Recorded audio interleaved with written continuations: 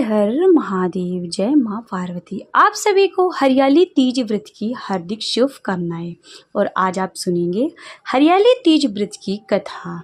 Video पसंद आए तो लाइक कीजिएगा, चैनल में अभी नए हैं तो सब्सक्राइब कीजिएगा और कमेंट बॉक्स में हर हर महादेव जरूर लिखिएगा।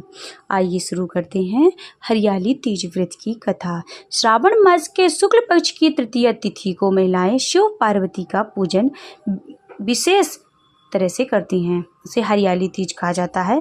देश के बड़े भाग में यही पूजन श्रावण के महीने में मनाया जाता है। श्रावण मास के शुक्ल पक्ष की तृतीया तिथि को श्रावणी तीज कहते हैं, परंतु ज़्यादातर लोग इसे हरियाली तीज के नाम से जानते हैं।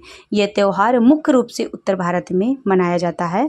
इस दिन स्त्रियां माता पार्वती और भगवान शिव की पूजा करती हैं। इस दिन महिलाएं निर्जल व्रत रखकर इस व्रत को करवा चौथ के व्रत से भी कठिन व्रत बताया जाता है। इस दिन महिलाएं पूरा दिन बिना भोजन जल के व्यतीत करती हैं तथा दूसरे दिन सुबह स्नान और पूजा के बाद व्रत पूरा करके भोजन ग्रहण करती हैं। इसी वजह से इस व्रत को करवा चौथ से भी कठिन माना गया है। हरियाली तीज की व्रत कथा। शिव ने पार्वती जी को उनके पूर्व जन्म का स्मरण कराने के लिए तीज की कथा सुनाई थी। शिव जी कहते हैं कि हे पार्वती, तुमने हिमालय पर मुझे वर के रूप में पाने के लिए घोर तप किया था। अन्न जल त्याग, पत्ते खाए, सर्दी गर्मी बरसात के कष्ट रहे।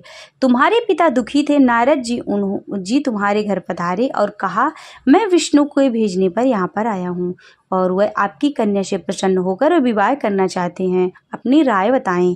पर्वतराज प्रसन्नता से तुम्हारा विवाह विष्णु के साथ करने को तैयार हो गए। नारद ने विष्णु जी को यह शुभ समाचार सुना दिया और जब तुम्हें पता चला तो बड़ा दुख हुआ। तुम मुझे मन से अपना पति मान चुकी थी और तुमने अपने मन की बात अपनी सहेली से बताई। सहेली ने तुम्हें एक ऐसे घने वन में छुपा दिया जहां तुम्हारे पिता नहीं पहुंच सकते थे। वहां तुम तप करने लगे। तुम्हारे लुप्त होने से पिता चिंतित होकर सोचने लगे कि यदि इस बीच विष्णु जी बारात लेकर आए तो क्या होगा।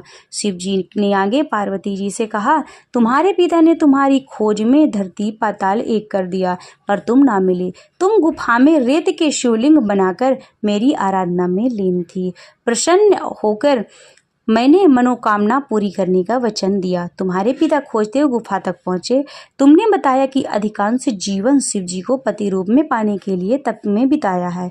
आज तप सफल रहा। शिव जी ने मेरा वर्ण कर लिया। मैं आपके साथ एक ही शर्त पर चलूंगी, यदि आप मेरे विवाह शिव जी के साथ करने को राजी हों।